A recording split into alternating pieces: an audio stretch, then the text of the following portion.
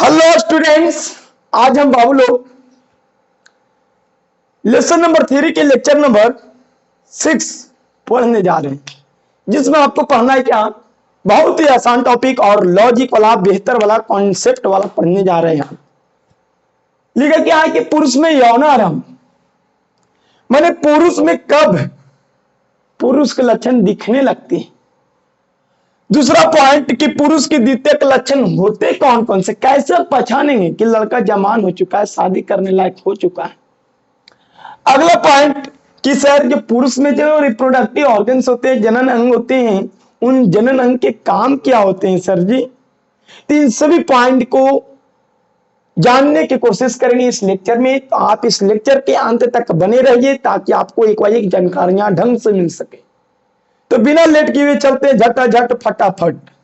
बहुत लोग लिखा गया क्या कि पुरुष में, किसमें बाबू, पुरुष में यौनारंभ प्यूबर्टी इन मैन। लेकिन क्या पुरुषों में यौनारंभ सामान्यतः बाबू होता कब है, माने पुरुष में जब भी जो वीर्य होता है, जो सीमेन होता है, हम पिछला लेक्चर में वीर्य बता चुके वीर्य होती क्या। जो पुरुष से वीर्य जो निकलता है सेक्स करने वक्त, वो कब से, ये तो बचपन में नहीं होती है, 9 से 10 साल की उम्र में तो नहीं होती है ऐसा कि सर कि कुछ पदार्थ निकले, नहीं।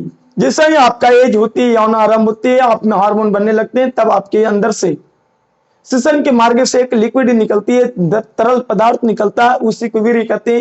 ये वीर्य आपको लड़का के 13 वर्ष, 15, 14 वर्ष, 15 वर्ष, 16 वर्ष के बीच में आ जाती है।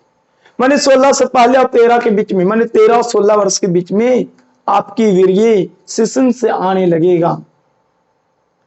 तो देखते हैं बाबू लोग क्या कि पुरुषों में यौनारंभ जो सामान्यतः 13 से 16 वर्ष की एज में होती है। यौनारंभ होते ही, जैसा ही बाबू लोग आप में यौनारंभ होते ही पुरुष की जो वृषण होता है ना, जैसे ही आपको यौनारंभ अंदर उत्पन्न हुए वीर्य बनने लगता है, वैसे ही बाबू लोग टेस्ट देखो लिखा गया क्या, यौनारंभ होते जैसे ही यौनारंभ चढ़ता है पुरुष में, होने लगता है, विकसित होने लगता है, जवान होने लगता है, तब पुरुष के वृषण से टेस्टोस्टेरोन, टेस्टिस से, वृषण की इंग्लिश में टेस्टिस कहते हैं, और टेस्टिस से टेस्टोस्टेरोन नामक हार्मोन उत्पन्न होने लगते हैं, जो वो लोग पूरा बॉडी को डेवलपमेंट करता है। पहले बचपन ही लगता था, जैसा ही हार्मोन उत्पन्न होता है वैसे ही धीरे धीरे चौड़ा, लंबा, मोछधारी वाला व्यक्ति लगने लगता है। पहले वो बचपन था जब ये हार्मोन बनने लगा, कौन बाबू, वृषण से टेस्टोस्टेरोन हार्मोन, वृषण से टेस्टोस्टेरोन हार्मोन जब बनने लगती है तो बाबू लोग पुरुषों में विकास होने लगता है। यदि पुरुषों के अंदर टेस्टोस्टेरोन हार्मोन नहीं बनती है तो पुरुषों का विकास नहीं हो पाता है।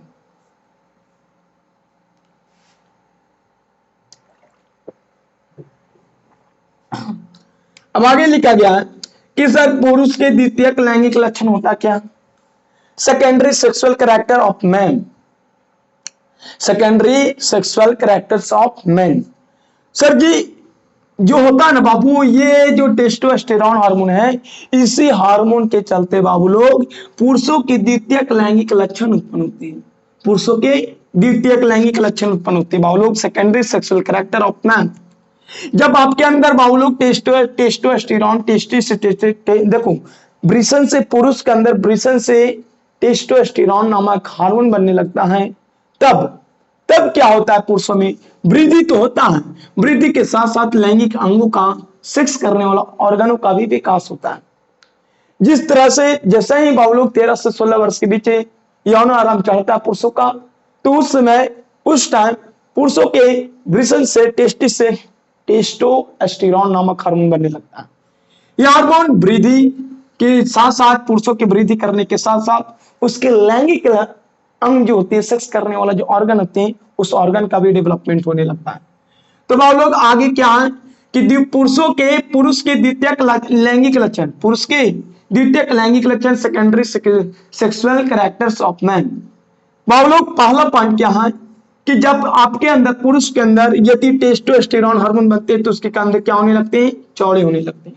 क्या होने लगते हैं बाबू लोग, कंधा जो होता है, पहले बचपन नियम ऐसे थे, अब ऐसे। अब आगे मांसपेशियों की वृद्धि होने लगती है। पहले ये मुलायम था, पतला था, ये मसल सा बढ़ चुका है, सनी देओल के हाथ बन चुका है अब। तो वो लोग सनी लियोन नहीं, सनी देओल का हाथ बन चुका है। जैसे ही आपके अंदर टेस्टोस्टेरोन हार्मोन ब्रिसन से बनने लगते हैं, टेस्टिस से बनने लगते हैं, तो आपके कंधे चौड़े होने लगते हैं बाबू लोग। कंधे चौड़े होने के साथ साथ आपके मसल्स सनी देओल की जैसा होने लगता है, ये नहीं कि सनी लियोन की जैसा।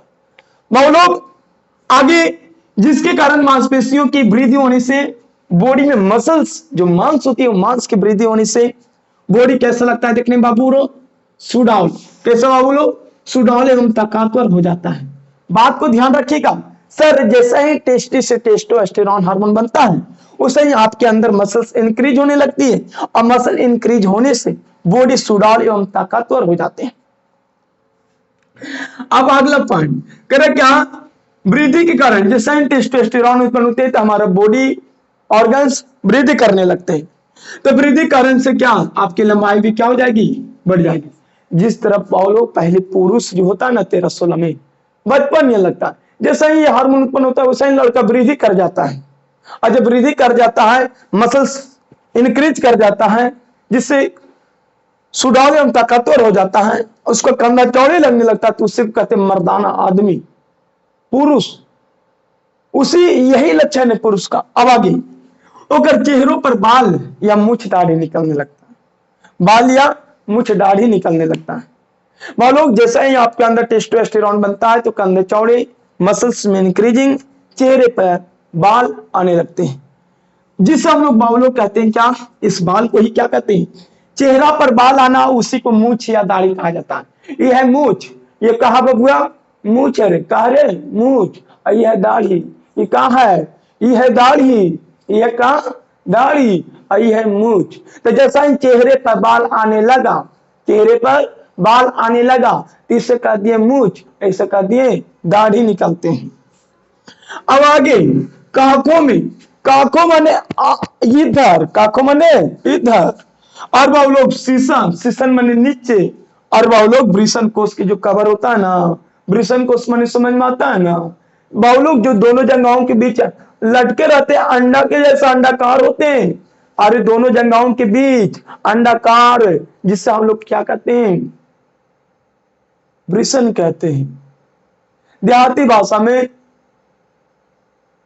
आ कहते हैं, माने समझ जाना, आप बोले डॉट डॉट, अपने आप को समझा। तो वह लोग ये दोनों जंघाओं के बीच पुरुषों में होता, पुरुष में दोनों जंघाओं के बीच लटकी हुई रहती है, इसकी संख्या 2 होती है, अब अलग अलग होते हैं। तो वह लोग जिसका भरवा होता है, जिसका भरवा, उसका भरवा में देखना बाल आने लगता है।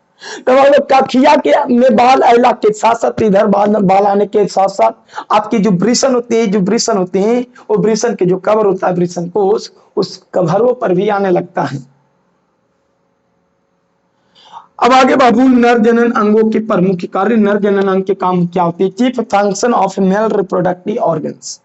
मेल रिप्रोडक्टिव ऑर्गन्स के प्रमुख काम कौन कौन सा है, तो बाबू लोग प्रमुख काम क्या है कि शुक्राणुओं का निर्माण करना। मेन पहला काम तो यही है, पुरुष के अंदर अगर जनन अंग है तो पहला काम शुक्राणु का निर्माण करना। क्या कर निर्माण करना बाबू, शुक्राणुओं का निर्माण करना, फॉर्मेशन करना।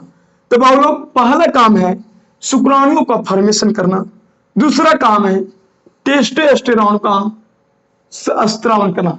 सर हम बताएं, अभी बताएं बाबू कि पुरुषों में यौनारंभ प्यूबर्टी 13 से 16 वर्षों के बीच होती है, 13, 14, 15, 16 वर्षों के बीच होती है। यदि आप में प्यूबर्टी आ गया, यौनारंभ हो गया, तो आपके अंदर स्पर्मी बनने लगते हैं। जब स्पर्मी बनने लगते हैं तो आपके अंदर टेस्टोस्टेरोन हार्मोन उत्पन्न होते हैं, जिनके कारण कंधा चौड़ा, मसल्स में इंक्रीजिंग, बाउल, जिसके कारण सुडौल और ताकतवर हो जाते हैं आप, और आपकी लंबाई बढ़ जाती है, और चेहरे पर मूछ और दाढ़ी आने लगता है बबुआ। तो पहला काम पड़े क्या कि सर वृषण जो होता है, पुरुष के जो जनन अंग होता है, रिप्रोडक्टिव ऑर्गन्स जो होते हैं पुरुष का, उस पुरुष का रिप्रोडक्टिव ऑर्गन्स पहला काम करता है शुक्राणुओं का निर्माण करना। दूसरा काम है बाबू लोग क्या कि टेस्टोस्टेरोन का स्त्रावन करना। टेस्टोस्टेरोन हार्मोन है बाबू, इस हार्मोन का निर्माण करना। यदि हार्मोन नहीं उत्पन्न करता है जनन अंग हमारी नहीं करता है तो समझ जाना बाबू लोग क्या कि लड़का ना कुछ और है ना। अब आगे समझते हैं बाबू लोग स्पर्मी काम। अब दूसरा काम है जब हमारे पास जनन अंग है, अंदर शुक्राणु तो बन गया, शुक्राणु बन गया, हार्मोन भी उत्पन्न हो गया जिसके कारण शादी ब्याह भी हो गया। हार्मोन उत्पन्न हुआ, चौड़ा लगे, लंबा लगे, इंक्रीज किए, मोछदारी आए तो हमने शादी ब्याह हुआ। और शादी ब्याह हुआ तो शुक्राणु को फीमेल के भेजाइना में, फीमेल के भेजाइना में स्थानांतरण ट्रांसफर की। क्या किया बाबू? ट्रांसफर। क्या किए? ट्रांसफर किए बाबू लोग। तो बात को ध्यान में रखिएगा। पहला काम है पुरुष का, पुरुष के नर जनन के पहला काम क्या होता है? पुरुष के नर जनन, पुरुष के नर जनन कहने का मतलब बाबू लोग, पुरुष में जो जनन अंग होता है, पुरुष में जनन अंग के प्रमुख कार्य होता क्या? पहला काम शुक्राणु को बनाना। किसका बनाना? शुक्राणु को बनाना। दूसरा काम होता है बाबू लोग आपके अंदर टेस्टोस्टेरोन हार्मोन को स्त्रावन करना। क्या करना? स्त्रावन, जिसके कारण मसल्स इंक्रीज करती है, चेहरा पर बाल आती है जिसे कहते हैं मूंछ और दाढ़ी। फिर बाबू लोग आपके अंदर क्या आती है? चेहरे पर बाल आना, काखों में फिर बाल आने लगता है, चेहरा के साथ साथ आके अगल बगल पे बाल आने लगती है। तो बाबू लोग कहने का मतलब क्या कि इसका काम है शुक्राणु का निर्माण करना, टेस्टोस्टेरोन का स्त्रावन करना और फिर स्पर्म। देखो फिर स्पर्म जो बन गया, देखो स्पर्म का निर्माण करनी, हार्मोन उत्पन्न करनी जिसके कारण विकसित कर गए, शादी ब्याह हो गया। अब जब शादी ब्याह होगा तो सेक्स करेंगे, तो सेक्स करने वक्त फीमेल के वेजाइना में क्या कर देंगे? स्पर्मी को। तो स्पर्मी को बाबू लोग फीमेल के वेजाइना में स्थानांतरण करना के कर काम है बाबू लोग। तो मेल रिप्रोडक्टिव ऑर्गन्स माने नर जनन अंग के ही काम है। तो नर जनन अंग क्या भी हम काम पढ़ रहे हैं। तो बाबू लोग नर जनन अंग के काम पहला था शुक्राणुओं का निर्माण करना, दूसरा काम था टेस्टोस्टेरोन का स्त्रावन करना। एक हार्मोन ही अंदर अंदर बनती है, बॉडी के अंदर वृषण से बनता है। अब अगला पॉइंट स्पर्मी का फीमेल की वेजाइना में स्थानांतरण करना। तो हमको विश्वास है पूर्ण कि आपको समझ में आ चुका होगा, और जब आ चुका है तो देखते हैं क्या टुकुर टुकुर टुकुर टुकुर देखते हो क्या, ओ टुकुर टुकुर देखते हो क्या, लाइक शेयर सब्सक्राइब कर दो। फिर बाद में आइए फिर टुकुर टुकुर देखिए, फिर चले जाइए। तो जय हिंद, जय भारत।